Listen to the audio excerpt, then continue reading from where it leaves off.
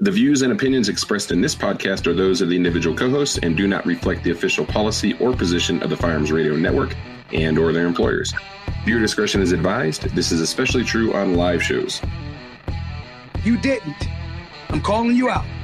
Don't call the cops because your cat is in a tree. Stop it. Get a ladder, get your cat down itself, or let natural selection happen for your cat. If this is your first time to Fight Club, you have to fight. Mind you, for those of y'all that don't know, I'm a reformed scumbag. If you could rewind time, would you want your loved one to possibly have the means to defend their life from that idiot? This is the After Action Project, and we're bringing you the student's perspective on firearms training. This is the podcast that takes you inside the eyes of the student and the mind of the instructor, from practical to tactical, medical to legal, and everything in between. If there's a course for it, this is your fly on the wall after action destination. This is the After Action Project. Before we get into tonight's episode with Maj Toure of Black Guns Matter, I want to give you guys or remind you guys about a giveaway that we're doing over at afteractionproject.com/giveaway. We're giving away a gift certificate to Southwest Gunsmith Technologies for one of their laser stippling jobs or some Cerakote work.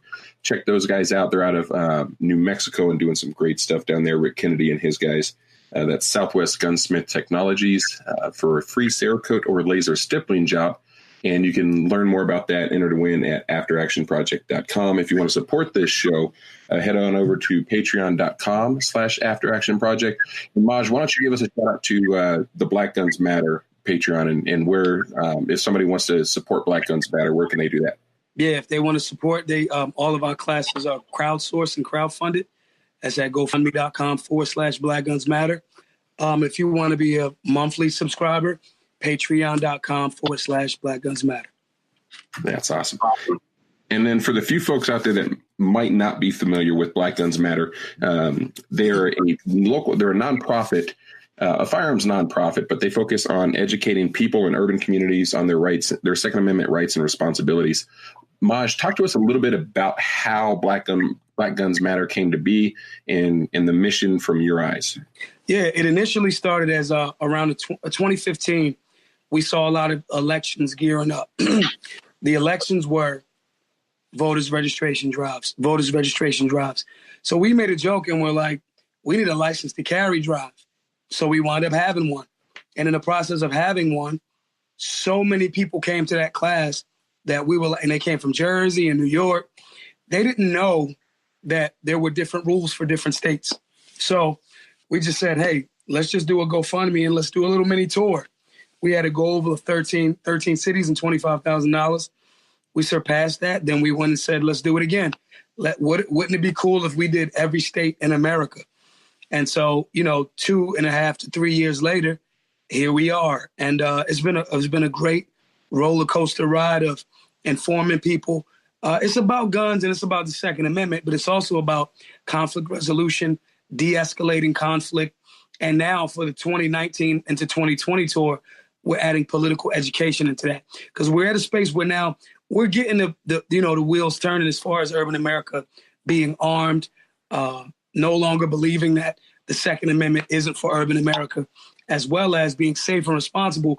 We got those wheels turning and guys are picking up after us. But now we have to go, okay, how can we galvanize this energy that we have and turn it into political power in defense of our freedoms and making politicians shift their policies from anti-freedom to pro-freedom. So that's how we started. All of our classes are free to beginners, intermediate, whoever comes, the classes are free. And we're able to do that by everybody's donations and support. And again, that's gofundme.com/Black Guns Matter. We'll have that in the show notes as well for anybody that catches it or misses it in there. Talk to us a little bit about why you're focusing on the urban communities and where you see the greatest need in that demographic of gun owners. Well, the reason for that is because urban America has been designed by design. Gun control is about people control. And there's the most amount of people in urban America. You got cities like New York, 8.5 million people, just the boroughs. They're making policies that the rest of the state is subject to. You know, there might be a little bit more freedom in upstate New York, but the boroughs carrying all of those different things, protecting your rights, protecting your family and loved ones is something that they shy away from. So then you go to places like Chicago, Detroit, Atlanta, Compton, Los Angeles County, all of those counties there. These are places that have dense populations, but you don't want that. Our politicians have kind of switched the game up a bit. They don't want us to have the means to defend our lives and protect us, the people, from tyranny. So the best way to do that is to convince people in those demographics to vote in policies that are in opposition to their personal freedoms, in opposition to the Second Amendment. And by miseducating that demographic, they've done a very good job at it. They've been very, honestly, they've been much better at PR than we have, you know, people that are pro-freedom and pro-gun. So it's very important to concentrate on those areas, because on conservative estimates, we're missing 40 or maybe even 50 million Americans that we're leaving out of this fight that have been told in those, you know, metropolises, have been told that, hey, this isn't for you. This is just for white guys in the NRA. Everybody's in the NRA is a Klan member. They don't like you. All of this falsehood and propaganda. So we got to go where the misinformation and the miseducation is the most prominent, and that's urban America. My rural friends and my suburban friends, they have not been hit with that same level of ignorance. It is by design. It's not an accident. It's not an oops. You know, it's not a self-perpetuating thing that, you know, all of urban America just doesn't want to be informed and be safe and responsible and patriots. That is false. If it wasn't true, our classes wouldn't be standing room only.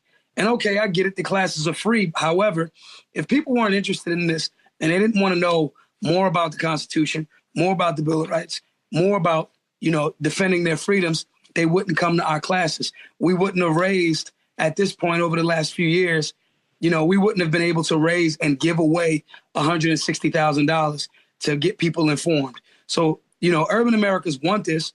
They just didn't have liaisons or people that they trusted from, you know, quote unquote, the gun or freedom community that looked like them, that felt like them, that smelled like them, that talked like them, that they could trust and give them the information that they needed. And since we've been doing that, we've seen leaps and bounds of urban Americans become informed, become educated, become safe, become responsible, and become armed. That's awesome. And I think that's something that you hit on a couple key things there.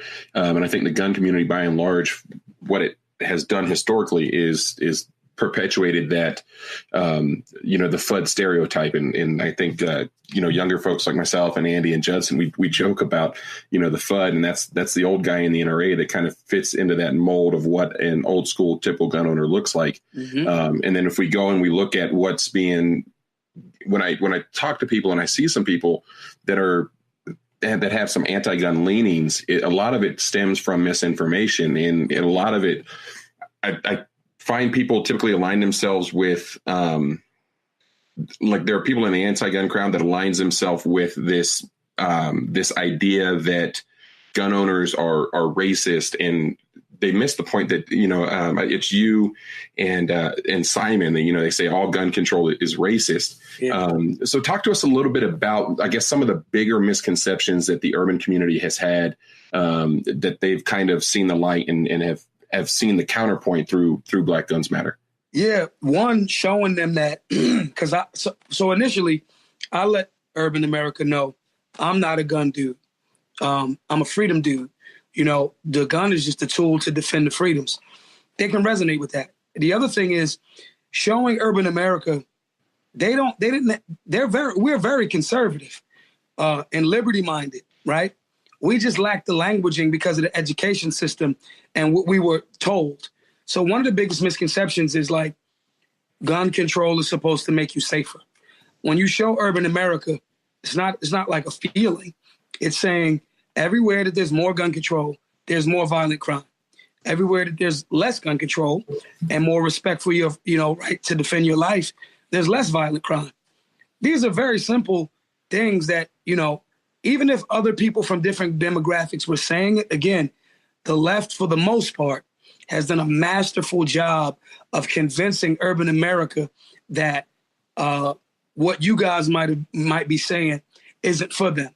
So when you present that information to them and then link them with an instructor that's from their town that might happen to be a white dude, might happen to be a black dude, might happen to be a white lady, might happen to be a black lady, Asian, Spanish, whatever, that reconditioning of the mind based on facts from a liaison that they already trust because we're from the same place, that's the hurdle that gets jumped over. And so people start going, so wait, so you're telling me that all of these politicians in my neighborhood have been telling me something that's been a farce? And I go, yeah. You know, like, simple. 1991, Clinton crime bills get put in, gun-free zones is put there. Since then, over 90% of mass shootings in gun-free zones. That's simple math. You know what I mean? And it's the data. It's not me making it up. John Locke wrote books about it. You know what I mean? And so just getting them in the room, because it's my room. It's where I'm from. South side of Chicago is just like the north side of Philly to me. It's the same thing. So getting us in the room and having that conversation and making sure that the information is legit and sound. And then, you know, at the same time saying, hey, we need you to get on board to help you protect your own freedoms, you know, and then saying, hey, we got to get on board because, you know, 50, 60% of those suicides that those same politicians are using to justify, oh, there's 30,000 gun deaths a year. Some of those are suicides, and we stressed in urban America. People kill themselves because they stress and they're going through stuff and they don't have outlets or they don't think they can listen to somebody. And some of those people are from my demographic, a lot of them. So we're able to push back on that mental health issue and lend assistance there, as well as breaking some of those stereotypes. When people from urban America see, damn, I identify with, I want to be left alone. I want to do what I want to do in my house. I want to, you know, have the right to have privacy, and I want to keep more of my money. I don't want the government in my pocket. When you show them that those are liberty-based principles, those are more conservative-based principles, they go, well, that's how I was doing, you know, it anyway. That translation happens, that light bulb goes off. You can never plug that person back into that matrix again. So that's been one of the most impactful things. This is a war of hearts and minds, right? So it's easy for me to do that because I'm not pretending to be something that I'm not. I am not a gun guy. We're not having a long conversation about, you know, ballistics and the Coriolis effect, and we're not doing it. You know what I'm saying? I might know basics about that, but what I can do is say, if you're interested in that, I can point you in a direction of high-level training. I got Buck Doyle's phone number in my phone. Like, I can say, if you're passionate and you're put on this path, we can get you to that level, but here are some of the steps in between. Here are some of these intermediate steps. And if that person's passion goes that direction, they've been put on the path. And again, you can't put that person back to sleep when you've exposed them to that level of freedom.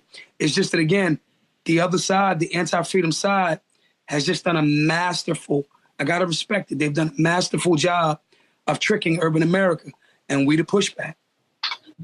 So, Maj, I have a question for you. I was sitting in my house the other day. It was actually 2 nights ago. And I had all my nieces and nephews that were local to me in Durango over at my house to do a barbecue and a good time, glass of wine, just enjoy ourselves. And one of my neighbors that I've been helping over the last 2 or 3 months, we've been buried under 80 inches of snow in the last 8 days, and I've constantly gone over to her house and cleared. Wait, pause for a second. Pause. Did your door just open up by itself? Yeah, he has a haunted house. It was probably his dog. Okay. I'm sorry. I caught it too. I was going to put it in the comments. I was like, oh my God, his house is haunted. That's my dog. So anyway, long story short, I've been helping this woman for about 3 months this winter clear snow off of her yard, or not her yard, but her driveway, her walkways and all that stuff, her deck. And we invited her over to join us for a barbecue one night. And all my nieces and nephews were here. And one of my nephews came in, and I've got a couple of safes in my room. There's one behind me over here, and then my small one, my big one's next to me over here. And one of my nephews was like, hey, can you show us some of your rifles and stuff? And they're 10 or 12 years old, and they're like, all in that like Nerf war era. And I was like, sure, absolutely. So I opened up my safe and I started showing him some of the rifles and whatnot. And this lady walked in and she kind of looked and she kind of like took a step back. And And she didn't really know what I do for a living, but we started talking about it. And I was like, okay, so yeah, this is what I do. I train people how to use firearms. And I was like, I don't know your view on this. What are your thoughts on this? And she looked at me and she was like, I don't think anyone should ever own one of those. And it kind of caught me off guard. So I asked her, I was like, hey, are you willing to sit down with me and have a conversation about, firearms? And I'll give you my perspective, you give me yours, and we'll, see if we can come to common ground. And she said, absolutely. I'd love to hear that.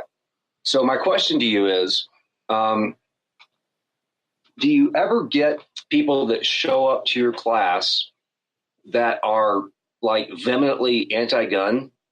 And how do you deal with that? I mean, and I'm not even sure that she's vehemently anti-gun. I think she's just more like morally anti-gun. Like I mean, guns kill things, right? So, I mean, how do you deal with people that show up to your classes and they have that really anti-gun, kind of feeling? The weird thing is, I don't get that in my classes. The people that come to the classes are like, they fall in a few categories. One, I kind of like this guy. He sounds like he's saying some things that I've had questions about. He doesn't look like, the guy that I thought was like the gun guy. So I'm more receptive, but I don't know anything. That's one person. The other person is, I like this guy. I'm a gun guy. I want to meet this guy. So I'm going to go to the class. Or it's I never heard of you. I'm with the person that brought me, and I don't even know what I'm walking into. The anti-gun people, they're afraid because we urban. They don't come to the places where I'll be having the classes at. So as much as they say they want to help the community and guns are bad, guns are bad, guns are bad, I'm saying, hey, we're doing gun classes and training, and there's going to be instructors there and conflict resolution. They don't come. I run into those people in different places. But the first thing that I lead with is I understand that person, usually that type of person that said what you said, what she said, they usually have a trauma. I try to find what their trauma is first. I'm scared of guns because my brother got shot.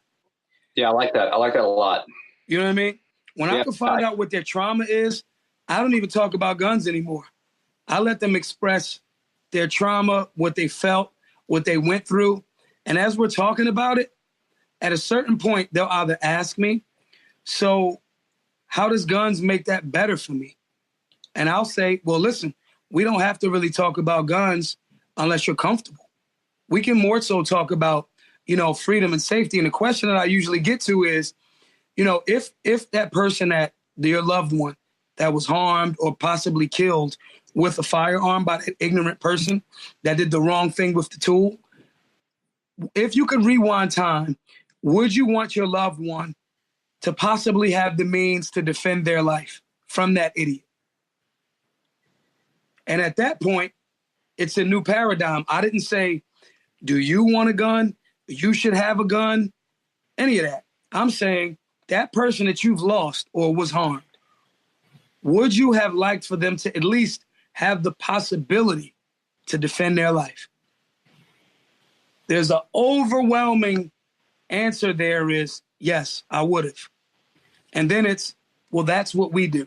We want people that choose, after they've gotten all of the information, all of the safety components, that want to have the ability to, if they choose to, defend their life, they have the means to do so from a knowledgeable, safe, and responsible place.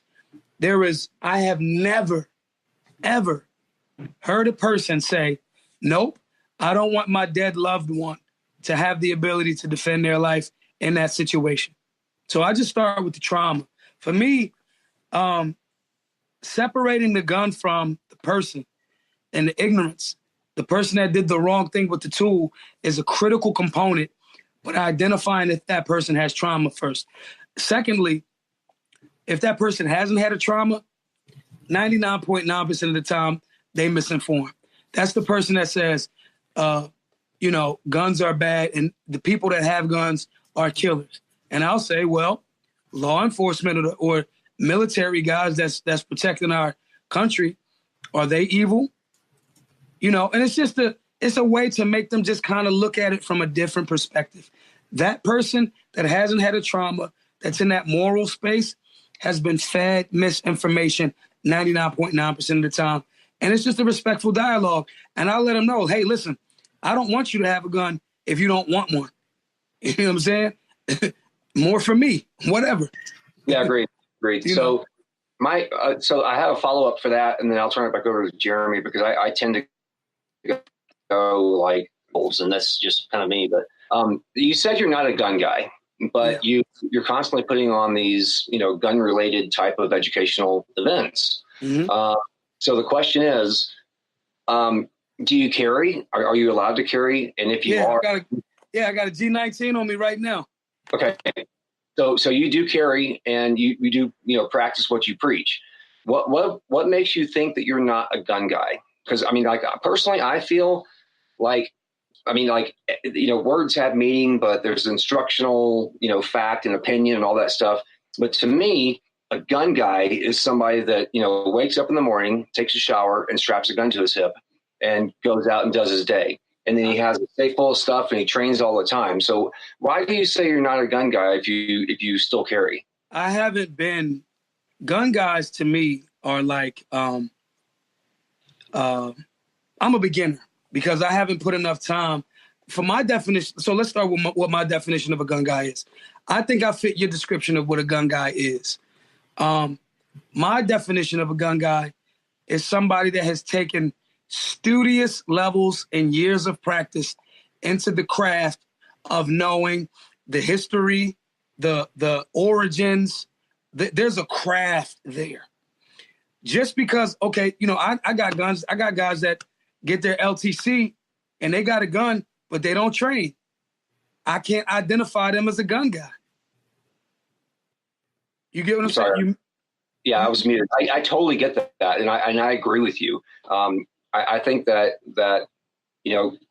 there's several different types of. We're in a broad spectrum of firearms owners. Yeah. You got your democratic hunters that have their 270 and 30-06 that they just go out and kill a deer with once a year. They fire one round a year, kind of thing. Right. And then on the other side of the spectrum, you've got your professional trainers, your Jeremy Gills, your Andy Montoyas, your Sean Herons, your Tim Knights that are. They are totally into it. We take and teach classes constantly. Right. So where do you think you fall in that spectrum? None of them. Because of the tour. So first thing, when you start loving something and you start sharing it with other people, it's usually the first thing that you're not even able to do anymore because you're involving so many other people in it, right? So one, I don't train enough anymore. I don't have time. And this is keeping it a buck. Like I could probably go to any, it's a weird dynamic. So for example, I used to go to the range, however many times a week. I used to live up the street from my range, right? Then the tour happens. You are not as consistent as you would like to be, or even to get your skill set. So do I drive practice every day? Yes. Do I study every day? Yes. Am I at the range 4 times a week anymore? No. Do I have access to higher level trainers? Yes. Do I meet guys and women that are intermediaries that are trying to take their thing to the next level? Yes. But I can plug those people with those people. So I don't fall into those categories because I'm not an instructor. I have not put 5 years of my life into consistent study of firearms. I don't even really own revolvers. You know what I'm saying? Like I'm not a dude that all of my guns are, black polymer, for the most part, modern firearms. So I think that it's a bit offensive for me as a person that's a galvanizer of people, right? I think it's a bit rude of me to disrespect guys that have put 10, 15, 20 years of their life into training for me to call myself an instructor. Can I run through a basic handgun and rifle class? Yep. That doesn't make you a qualified instructor, nor does that mean just because you're proficient at something, it doesn't make you a master. Better for me and better for our community for me to galvanize beginners and put them with instructors in their community. I know my lane. It's no different than there's a reason why the gun community had this hole in it, because all of the gun guys weren't doing this part. They weren't going because they had to spend so much time in training. And then if they create a company behind training, they have to charge people. Now, how do you get poor middle class, lower middle class, and poor people involved? You can't do that at the same time as make a living with a single mom that single mom doesn't even understand why she's fighting yet. So if I can remove that barrier to entry for free, and then in the city that she's in, have an actual trainer come and go, okay, I got you here. I'll get your mind and your heart right. But now after that part is removed, now you have the basic, firearm safety components, while you're fighting and you're being safe and responsible. Now it's assembly line time. Now it's time for me to pass you off to someone that is better suited to take you to the range, to work with you consistently, and you should make sacrifices to give that person money to do that. Yeah, agreed. That's a really great point. And, I have one more thing I want to add to this, and I'll kick it back over to Jeremy. But Maj, if you're ever in any area that I'm teaching an instructor level course, I would love to have you in my class. Free of charge, obviously. And I would love for you to go through the instructor course and get certified as an instructor through us, because, Jeremy and Andy and myself, we take this very, very seriously. And that's just one more, certificate you can put on your wall behind you or whatever. So, Maj, let's get together on a private chat sometime, and we'll see if we can get you somewhere where I'm teaching. So, Jeremy, you've been kind of silent. So yeah, I wanted to comment on the gun guy thing. I think everybody in the firearms industry would consider Maj a gun guy. I think if for what you do, the educator, in bringing other educators and instructors together, I think and you're probably aware of it. The gun guy stigma would probably do some harm than what you're doing. Typically, gun guys pigeon them holes into doing one or two things, and it's not about freedom. It's about the Second Amendment is this and shall not be infringed. And it's like, hey, you keep saying shall not be infringed, but look at all these infringements that you're okay with. So that in following you and seeing what you do, it's there are things where it's like, man, how has this been? Like, how is this just now? You said you started Black Guns Matter started in 2015? Yeah, end of 2015, going into the 2016 cycle of lecture cycle. In the movement that it's become, it's like, well, why wasn't this a thing sooner? So I had a couple questions from the live feed. Tim Knight wants to know where he can buy one of those hoodies. That's my guy. Tim, what up? Yeah, he's a big guy. Everybody can get the shirts at blackgunsmatter.myshopify.com. So it's on Shopify. Black Guns Matter on Shopify. So blackgunsmatter.myshopify.com. Okay. And then he also wanted to know if you've had help from any other groups and who can do a better job helping out with the Black Guns Matter. So I'm mad at Tim, I love you. I'm mad at the NRA right now because I think the NRA would be an excellent organization to do what they said they were going to do for Black Guns Matter. I'm mad. I feel like that would break some stigma around what the left, and I hate to keep saying the left, but it's just what it is. They've painted the NRA as a very racist group. There are some racists in the rank and file of the NRA. That's it. There's some scumbags in Black Guns Matter. Sorry. That's it. The rank and file is the good and bad and everything. They have had a position where I got Chris Cox's phone number on my phone. Wayne LaPierre said he wanted to work with us. It's never happened. Dana literally told Pete Brownell when he was the president, Maj is an asset. Why are we not getting behind this? Pete Brownell, on his own accord, not as the president, just was like, here's $5,000 for the work. Not for my pocket, for the work. Pete Brownell, when we started another campaign for this year, I didn't ask him. He just donated $1,000. The NRA could, by supporting the work that we're doing on the ground level financially, the NRA could put such a blow to the left's narrative that the NRA is a Ku Klux Klan white supremacist group by just our goal for the rest of the year is maybe $34,000 to get through the entire rest of the year. That is the NRA's catering budget for some things. It's not me being funny. I'm mad at them. I'm mad because this is an area we could show a show of unity that would snatch so many rugs from the under the feet of the anti-freedom side. So I think they could do a better job. That's one. That's not doing enough. They can't go to the places that we go. I could walk 1 million dues-paying members from urban America into the NRA. I could do that, but it got to be legit. It got to be legit. And the way that the left has presented the NRA, my demographic goes, well, why would I? To touch on that point one more before I give some solutions. When Pete Brownell donated that $5,000, we squeezed 3 cities out of that. There were guys that were hitting me up because I post all of the big donations, all of the donations, actually.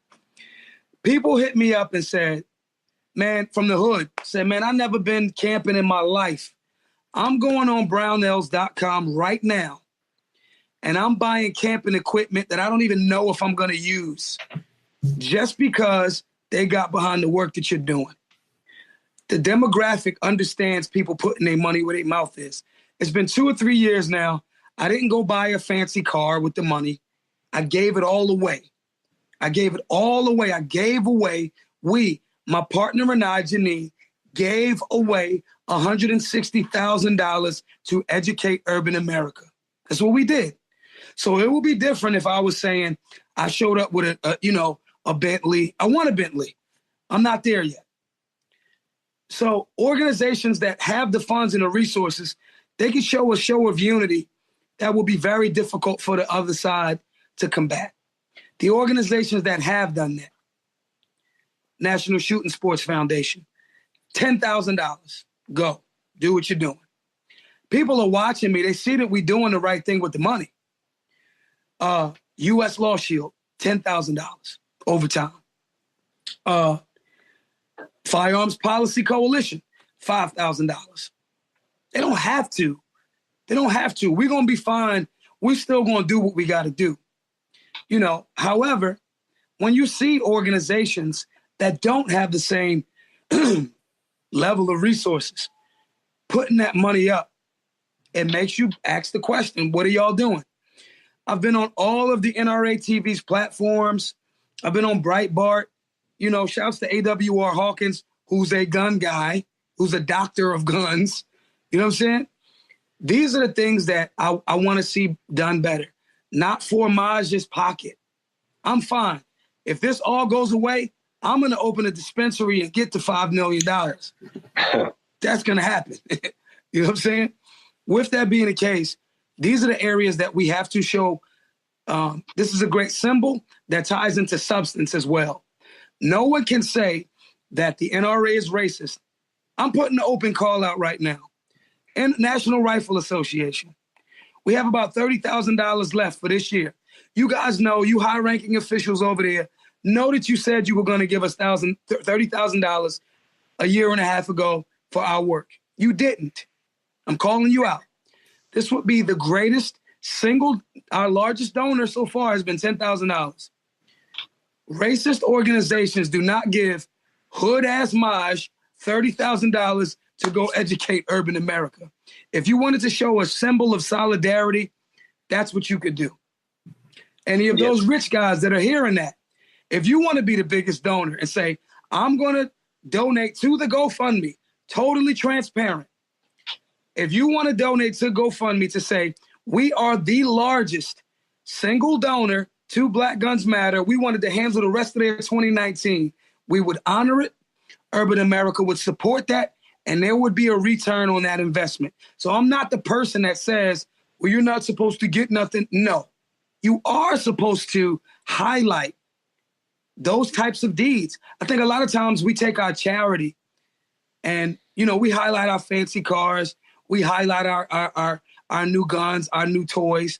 We don't highlight the good that we do to support this fight. And I think we should, so those are some of the organizations that have done the work.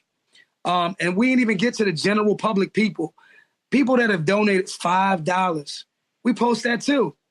$5 at McDonald's, you're living like a king. That's a meal. That's a meal. Somebody went into their coffers and said, we're going to give you $10 of our hard-earned money. Those 2,000 people that have done that, this movement does not happen without those people. So it's still going to get done regardless. But those organizations that have done it, shouts to Brandon Combs, over at Firearms Policy Coalition, shouts to Tisma Jewett over at the National Shooting Sports Foundation, shouts to, John McNamara over at NSSF, shouts to these organizations that said, we like what he's doing. We've watched him. He hasn't pretended to be something he's not. And he's bringing new blood into the demographic. And, going back to your question of, that's what I think the gun community needed. It's going to be repetitive. You're going to be talking about beginner stuff over and over and over again, but that's the work and that's what you got to do. That's awesome. We have another question. Steven wants to know, or Steven says he really likes what you're doing and what you're talking about. Many thanks. Who are some of the people that have inspired you? Oh, so Hickok saved my life. Literally. One time I was supposed to go me and my friend was going to go rob this dude. And this was years ago when I first started getting put on to Hickok's channel. And we said we're going to go rob these dudes. And mind you, for those of y'all that don't know, I'm a reformed scumbag, okay? I have one misdemeanor on my jacket for selling bootleg movies. But, I got out. It's a probability you got out. We were supposed to go rob some dude. And I went in the house to wait till it was later. And I wound up staying around, hanging out, watching, Hickok videos in the house. And my homie hit me up and was like, yo, you ready? I'm like, yo, man, let's just do that. I'm chilling right now. Let's get him later. He went anyway and got killed. I was watching Hickok 45 videos. So when I met him, so I've been at the compound, and they don't really let people come to the compound. And Hickok was very instrumental in that. Just knowing that there's such a breadth and long list of firearms to choose from and things that you have to know, which plays to my understanding of me going, yeah, I'm not a gun guy. Hickok's a gun guy. You know what I'm saying? So Hickok has been very inspirational. Argo J, hella inspirational. Argo J, like one of the first guys that I saw that was doing high definition videos on YouTube. Who else has been very inspirational? Ken Blanchard, the guy with Black Man with a Gun. He had a website before the NRA. You know what I'm saying? Very inspirational guy. Who else has been inspirational? Mike, Knockout Lights, gives away so much information for free. The guys over at Sage Dynamics, their YouTube channel, I learn a lot from them. Rob Pincus, I've learned, and that's a friend of mine. I've learned Rob creates curriculums for entire agencies to learn from. So see, these are some of the people, that I'm inspired by. Some of the guys, I just did an Instagram live with a brother named King Erner. Felon, did state and federal time. Changed his life around. Teaching young people this is the way that you don't want to go. I'm inspired by people that have a nuanced, guys like Mike from Knockout Lights and Rob Pincus are instructors that are, they're at a cerebral point. They're like Bruce Lee as instructors. They're not afraid to try something different because they understand that, your fight is your fight. You can't make up every possible scenario for what the bad guy's going to do. So you have to train yourself outside of just the standard, and those are guys that have done that. And those are some of the people that I've tremendously, that I've looked up to. That's awesome. What before we get too far, I want to get into the actual what Black Guy, the seminar and the education that it does. But I had a question, and it kind of goes back to the NRA and some other things. As far as the Shaneen Allen case, I imagine that you're aware with that case. Yeah, Shaneen's my friend. Did the NRA come to her support at all? Okay. And that's why I'm mad at him. I'm like, damn, y'all, why aren't y'all talking about that? Forget me and Black Guns Matter for a second. Why aren't y'all highlighting that? Why aren't y'all supporting Shaneen? Why aren't and let me not say that they're not supporting. They helped her tremendously through that entire time. Now, maybe it's some political thing that I'm not aware of, but Hall of Fame checklist of how they could be highlighting that more consistently. You know, they should be flying. Shaneen should be working for the NRA. They should hire her to talk about her experience, and that's outreach. Shaneen should be on the outreach committee. You know, these are the types of things. Otis McDonald, that doesn't happen in Chicago without the NRA's involvement. You know, so yeah, Shaneen's a good, that's why we partnered with Bursa. Bursa was a gun company. She had a Bursa firearm. For those of y'all that don't know, Shaneen Allen was the young lady that was licensed to carry in Philadelphia or Pennsylvania, drove across the bridge to Jersey, knew she had the firearm, told the law enforcement officer, just didn't know. Bursa stood with her during that entire time. They didn't have to, you know, and that's a stand-up thing to do. But yeah, the NRA definitely supported her during that time, and I'm mad at them for not highlighting that more, you know? Yeah, I wasn't aware that they helped. I was under the impression that they didn't help, and I was mad at them for that, because I'm like, this is a landmark case where we talk about, you know, crossing a bridge. It's not about saving lives; it's about controlling people. And here it is, where the cop tells her, if you would have just kept your mouth shut, the judge tells her, if you would have kept your mouth shut, and then the DA, the same DA that offered Ray Rice pretrial diversion for knocking his girlfriend out, was like, here it is, a single mother of three that didn't hurt anybody, was honest and forthright with law enforcement. You can do 3 years in prison and lose your gun rights forever, but Ray Rice knocked a woman out on camera. And yeah, I was blown away. Okay. Yeah, I was like, man, how did you not get behind that case? I'm pretty sure they got behind the case. What they didn't do, again, and I'm not speaking for Shaneen. This is my perspective. We flew Shaneen Allen out to one of our earlier roundtable discussions because her story resonates with young mothers. The reason why she picked that particular Bursa is because it had external safeties. Most beginning people, they're not carrying conditions, you know, stage 1 or whatever. They're not doing that. They're nervous. They know that they haven't had a certain level of training, but, you know, they want the external safety, but they want to have a firearm. Every single mom in urban America resonates with that. Duh.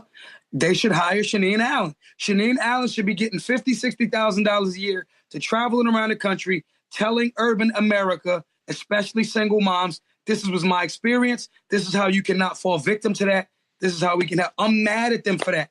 I understand that the NRA is the big dog, right? They lobby. All of those other organizations, they fight cases, but the NRA ILA lobbies, and we need that on. But I want to be critical. If we all in the same brotherhood and sisterhood, I want to be able to pull my brother to the side and tell him where they messing up at, you know? And that's a clear case. Like you said, you didn't even know that they helped, and that's what I'm talking about. How could you say that this organization is racist if they helped her with her legal fees? Yeah, I was completely unaware of it, and I'm pretty sure I had told people that they didn't help with it. Like the NRA didn't help out with it, but she did have some freedom-loving conservative groups come to her aid.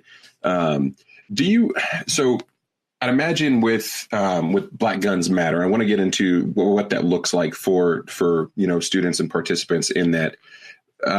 What part of your mission is to prevent the next Shaneen Allen from happening? All of it. I mean, because that was a case of her not knowing the rules.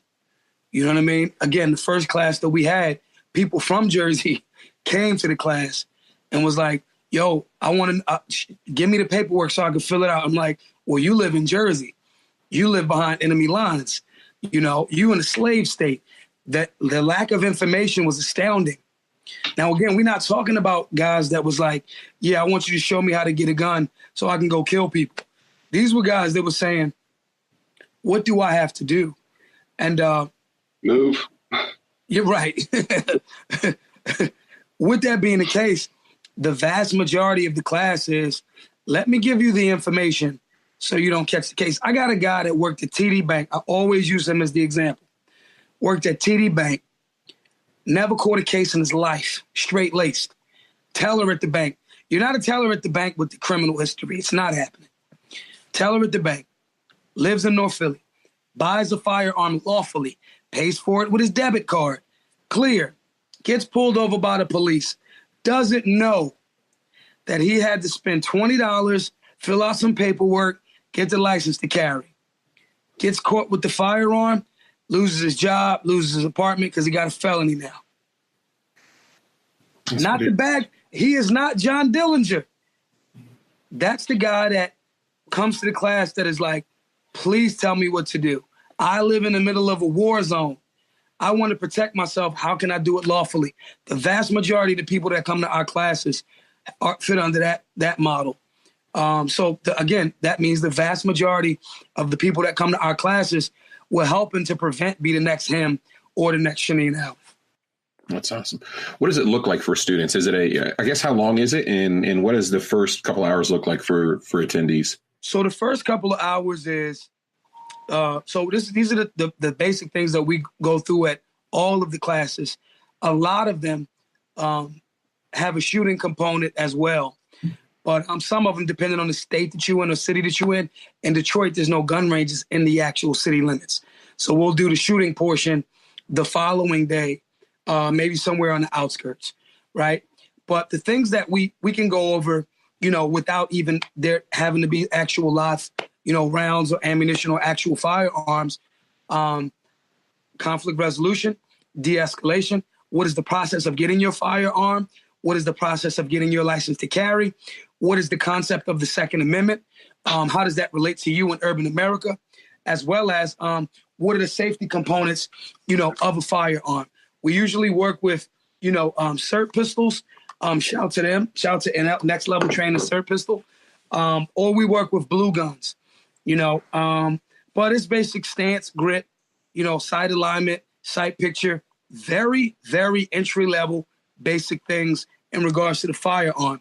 But the vast majority of the class is, how can we make sure that you know the process? What do you have to do? Can we package this for you so you know exactly what you have to do? And can we plug you with that trainer? So if we get all of those things out of the way in a free class, when you get to that trainer, you already know exactly what you got to do. You're taking training with that person while you're waiting for your paperwork to come back. So we're streamlining the process a bit. It's like law enforcement. We call cops for too many things. Don't call the cops because your cat is in a tree. Stop it. Stop. Either get a ladder, get your cat down itself, or let natural selection happen for your cat. It's a feline. It comes from lions and tigers. I'm pretty sure the cat will figure it out. We do the same thing with instructors. We want them to walk us through every single component of everything. And some instructors are great with that. For us, if we can make it a little bit easier for those instructors, if we've gotten the sound basics already in that person's mind, we have them an understanding of what exactly they have to do. We've gotten some of those questions out of the way. Do I need to have a license to carry to go to the range? No, you don't. You know what I'm saying? If we've gotten some of those legalities, the process, and the safety components out of the way, we've paved the way for that instructor to not have to spend so much time on those things, and they can get right to the more technical components of it. So for our classes, we get you legal. We usually have lawyers at the class. We link you with the instructor. We get you the understanding of the Second Amendment, the Bill of Rights, and the Constitution.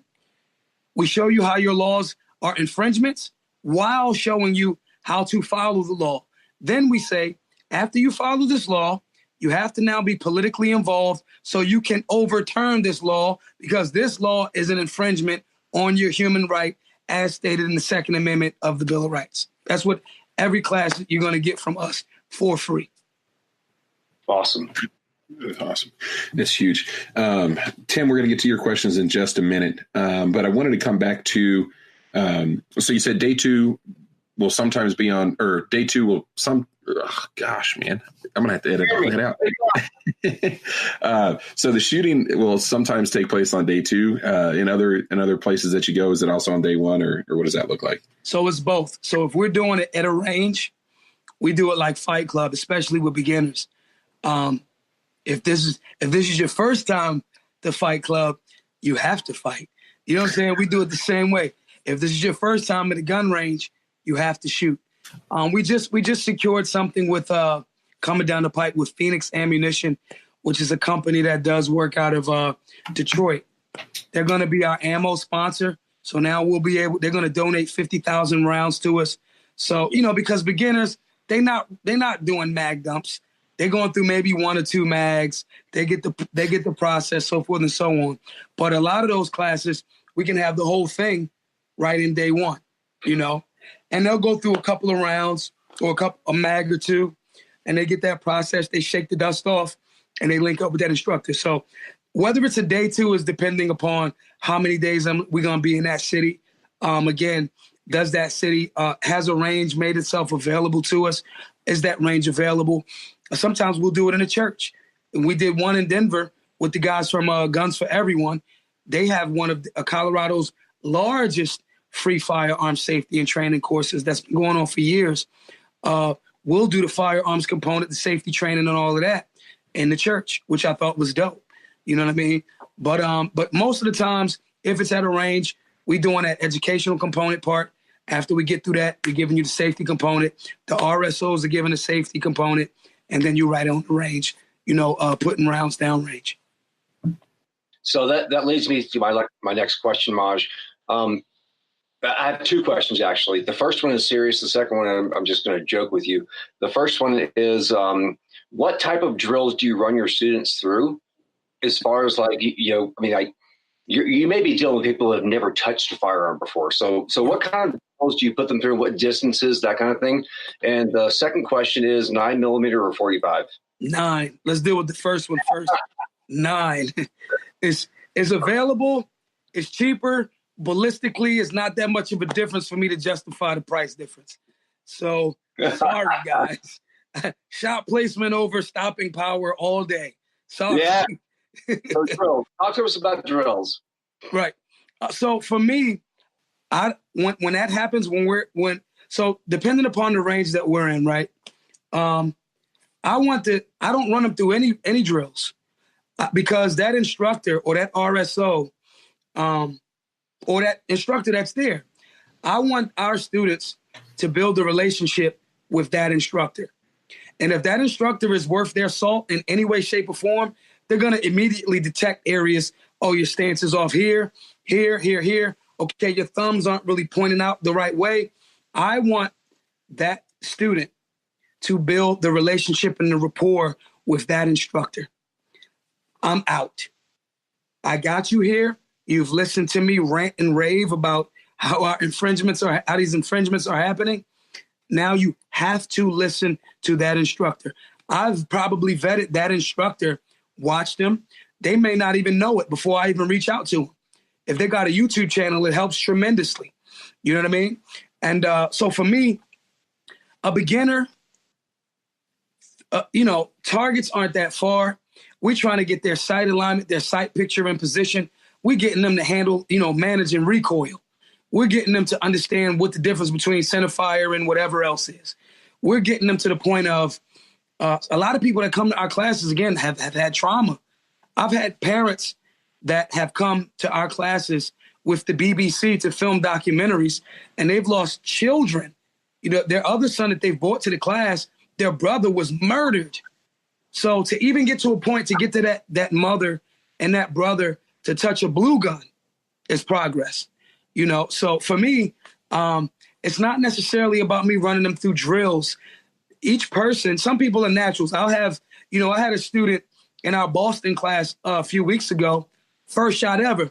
He getting X shots off top, maybe 10 yards away. You know what I mean? So some things are just people are natural. Some people we run them through 2 or 3 different guns because of their hand sizes or whatever. But I like to leave a lot of that up to that particular instructor because I want that relationship. They're not there to keep kicking it with me. They're there to learn from that instructor, and it's good for that instructor's business. It's good for that instructor's business. If they're comfortable with that instructor, and that instructor shows them, improvement in a short period of time, they're more willing to learn and keep and stay on that path. That's awesome. So, that is a great answer to a very mediocre question. That's awesome. What type of, and I'm going to kick it back to Jeremy here after this, but what type of preparation do your students need when they sign up for your class? What do they need to prepare for? They need to prepare to be exposed to a lot of the lies that have been told to us Americans culturally. They need to understand that we're not trying to convert you into being gun people. We just know that you've been lied to. And we just want to give you information for you to make the decision on your own. If you want to come to the classes and don't want to touch a firearm, cool. We're not going to beat you in the head.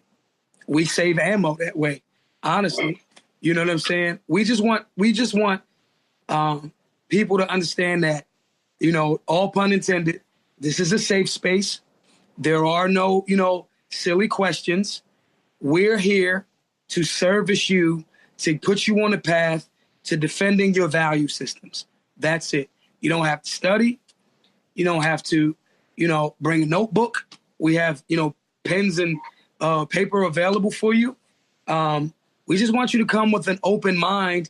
And if you have some concerns or trauma or questions about firearms and safety and conflict resolution, bring those questions. We don't want you. I'm a beginner.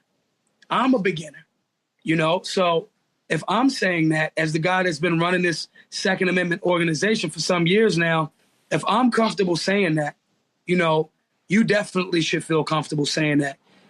Whatever questions you got, just bring the questions. But as far as you got to have a specific knowledge, no, man, you're an open mind that's open to a different perspective. That's all you have to bring. Come as you are. I like it a lot. Jeremy? So how does somebody get you to come to their city? If somebody's listening to this and they want to get you to come out and do the Black Guns Matter in their city, how can they go about doing that? They can just email us, info at officialblackgunsmatter.com. Email that, hey, we want you to come out. Janine will probably, it won't be me because I'm horrible at emailing. Janine will probably send you the package and what you need, and we'll go from there. We available. Even if it's a gun class, cool, that's great. Even if it's just you want us to come out to show your instructors, because that's what I'm noticing too. A lot of instructors do not know how to deal with an urban demographic. They just don't. And so even if we can show you the walkthrough culturally of how do you engage urban Americans who have absolutely no knowledge? What is the cultural perspective that you've been missing? If it's something like that, we open to that. But if they want to set that up, info at officialblackgunsmatter.com, set it up. We down. That's awesome. Tim had another question that I wanted to get to. I should have had him on today because he's asking all the great ones. He wants to know, or he mentions that you did an amazing talk at SHOT Show, and that you made a massive difference. So that's awesome. But he asked if this has been difficult for you, and then what's been the most rewarding part about it. It's been hella difficult because I made more money selling weed. You know what I'm saying?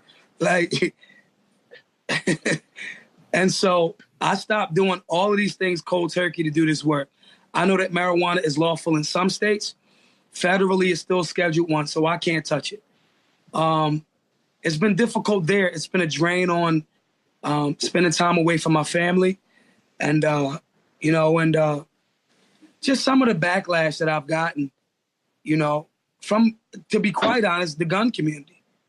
I've the entire time said exactly what I was and exactly what I am not.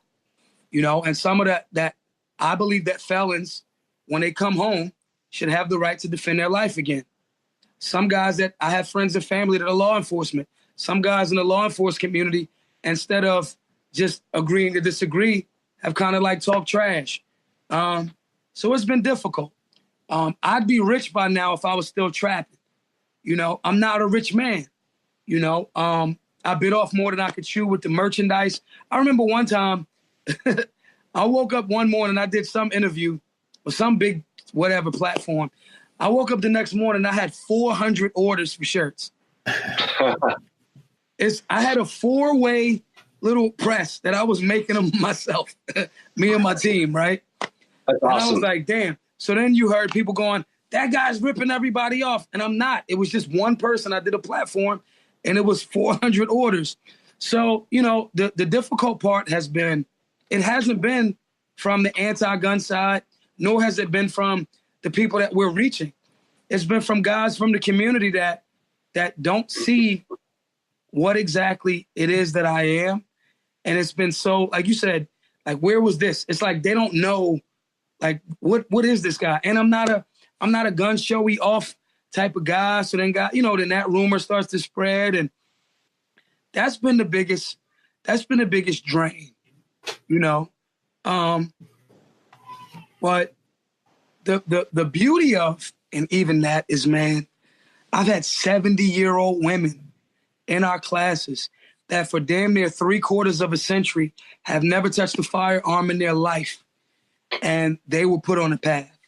When you take somebody that, when you see their mind switch from, man, I've had rape victims, like, feel empowered. You know, those are things that make it worth it.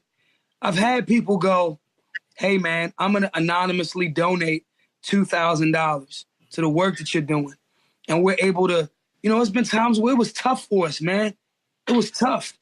And it was like, it was taking a toll on me physically, mentally, you know, financially. But to have people go and just be like, here, you know, it's like, man, those things make it worth it. And the biggest thing, man, is when you see young people committing to, I'm going to stay out of trouble because I want to lawfully do this. When you're talking about young men, 17, 18, they already got a gun. The guns are everywhere. But having their mentality to switch to, I'm going to do the right thing with this tool, and I'm going to stay on the straight and narrow until I'm 18 or 21 or whatever their city says they can, you know, lawfully get their LTC. It's other than, like, you know, my family, there's nothing bigger or more important than that right now, man. From a demographic that was written off. Like, us in the freedom community just ignored urban America. He just was like, yeah, well, they're just going to vote left, so forget them. Huh? Like, we were left as a lost cause. And to see this many people at this point, it's been hundreds of thousands, if not 1 million people that we've affected. And that's what makes it worth it. And that's been the shining light. That's amazing. Yeah, and those are just the numbers that you can touch, right? It's not the person that, you know, the single mother that's going to go home and instill those values in her children, or the single mother that's going to go home and she's going to have a conversation with her brother or sister and get them started on that path. Yep. And it's, you know, I'm not, you know, the conspiracy mind in me is like, man, if the NRA came out, you know, I'd imagine they have consultants and stuff, but, you know, it blows me away that in 2015, from 2015 to 2019, this is a segment of the gun owning population, or not even that, a segment of people that have largely had their backs turned on them by the gun guys and the gun girls. And if you look at the demographics, it's probably the largest demographic that needs this information and this education and this training. You know, and I can understand the frustration. And when you mentioned earlier about, you know, people are showing up for a free class, it's harder to fill a free class than it is to fill a class where people are paying $100 for it. And that's what's crazy to me. Our Compton class had like 500 people. Holy cow. That's nuts. And it's like a free class. What we notice is sometimes people will go, yeah, I'm coming. And they're like, well, I didn't pay for it, so whatever. Yeah. We started scaling back going, hey, we're only doing 50 people. You know what I'm saying? And it'll be 70 people like, yo, can I just, and that's the indication that urban America wants this. people do not pay it forward if they didn't want it. People are going, I'm giving you $50. You'll probably never come to my city, but I heard about you and I want it to happen in, whatever other city. And it is frustrating. And to me, if the NRA wanted, and I'm picking on them a little bit, I got love for them. I'm mad at a few people over there. I'm not trying to damage the relationships that I have, but I'm just little brother telling you where you kind of messing up a bit. And they should give us, it sounds money grubbing. It's not. They should give us $30,000. It's not going to be hard for them. It wouldn't. The ramifications of doing that, it wouldn't be, they're I'm not saying you got to have us on everything. I'm saying, they're doing the work. We wanted to help them do their thing over there.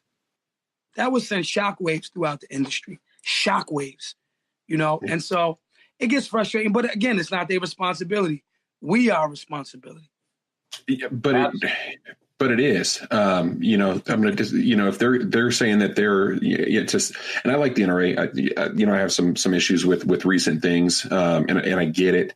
I'm in a local firearms advocacy group down here, and I can see kind of the political side of it now. But if you are for the Second Amendment, you're for the Second Amendment for everybody.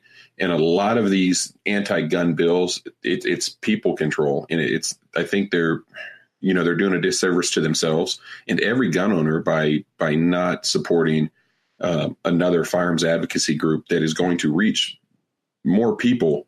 More people are going to come out of that demographic than are going to come out of the NRA's current demographic. I mean, there are 3 or 4 million people in the NRA compared to how many moms demand action and how many gun owners there are. So it's, you got to keep up the work, man. And, I see what you're doing now, and, and I can imagine how frustrating and tiring it could be at sometimes, especially, I'm not sure how many people you have down there helping you out, but, I think this is something that absolutely needs to continue and needs to become more mainstream and more prevalent throughout the United States. Cause it is, it's unfortunate that here we are 4 years later after that it started, and it's still a surprise that this hasn't been done before. They're coming around. That's good. That's good. So Maj, tell all of our listeners that might hear this tonight, tomorrow, the next week, and a month after that, tell us where we can find you. Where is the best place to touch base with Maj? I'm pretty active on my Instagram and Twitter. That's at Maj Toure, at MAJTOURE. If you got, you want consulting or training or want to set up a class, the best way for that is info@officialblackgunsmatter.com. If anything that we've talked about today has moved you, whether you're in the live or you see this later, please support the work, man. I don't care if it's $10. We've already proven our level of commitment to doing the right thing with the money. GoFundMe.com/Black Guns Matter. If you want to say, hey, I can't give you $50 at once, but I'll sign up for $5 a month, go on Patreon, patreon.com/Black Guns Matter. We need this. We want to make sure that these classes remain free, because if that person that gets that information is able to save $50 or $100, and they learning, and in our classes we tell them, listen, you got to make a sacrifice. You go into the strip club this weekend, and that $200, $300 that you would have spent, put that away, save it for an instructor. If we getting this information part out to you for free, give that $200 to your local instructor. Do that 3 or 4 more times, right? Instead of you going to the bar or whatever, buy the bottle of whiskey for $10 and have it in the house. You know what I mean? Instead of spending $100, then, okay, every 3 or 4 weeks, go to your local gun shop. Buy a gun from the gun shop in your neighborhood. Support the companies that, if you got to buy something online, support the companies that's in this fight. So saying that to say, if you've heard something today, and if you agree, and you think that the work needs to continue to spread in urban America, that's why we want these classes to remain free. Because if we cut that cost down there, and if I'm telling those urbanites, our fellow brothers and sisters in urban America, telling them, look, you got to sacrifice and you got to get behind these companies and these trainers, we create a stronger economy around the freedom fight. And so, you know, GoFundMe.com/Black Guns Matter. Agreed. Oh, I guess that's it, guys. I thought Jetson was going to have another follow-up question. What parting advice do you have for our listeners, Maj?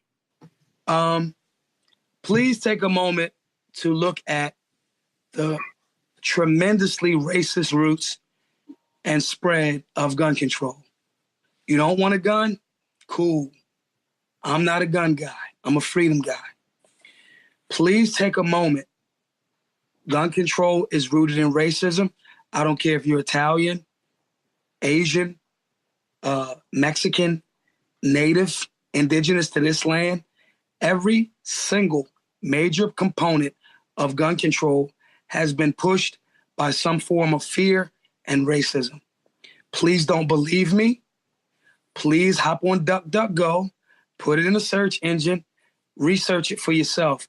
When you see how we've been lied to, when you see how, you know, certain politicians that, if you're from urban America especially, certain politicians that may have a more of a left-leaning slant have been lying to you, making themselves exempt from the same rules that they say you have to follow.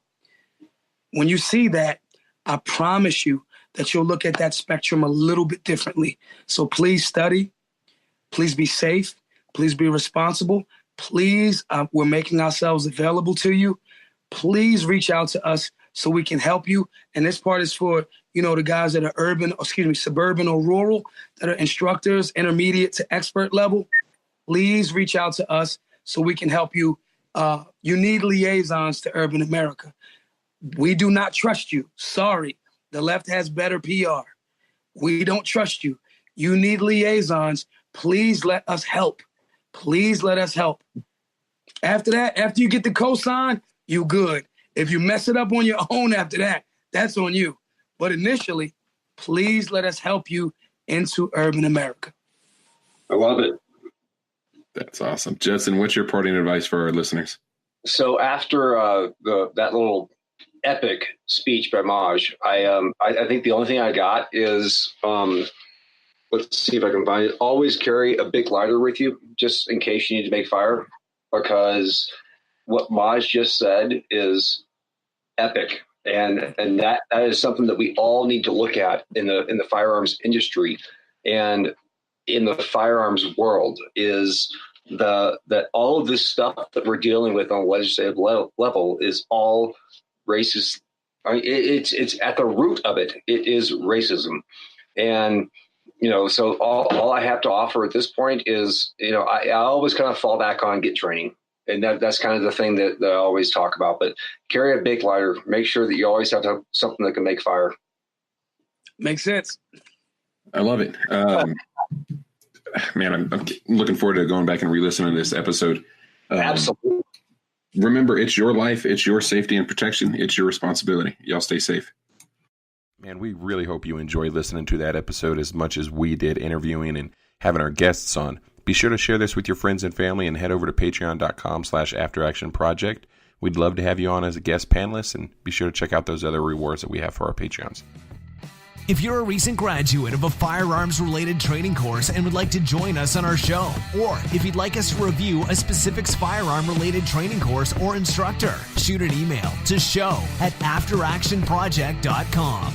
Remember to join a local firearms advocacy organization. As always, stay safe, shoot straight, and remember to secure your firearms so that unauthorized persons cannot gain access to them.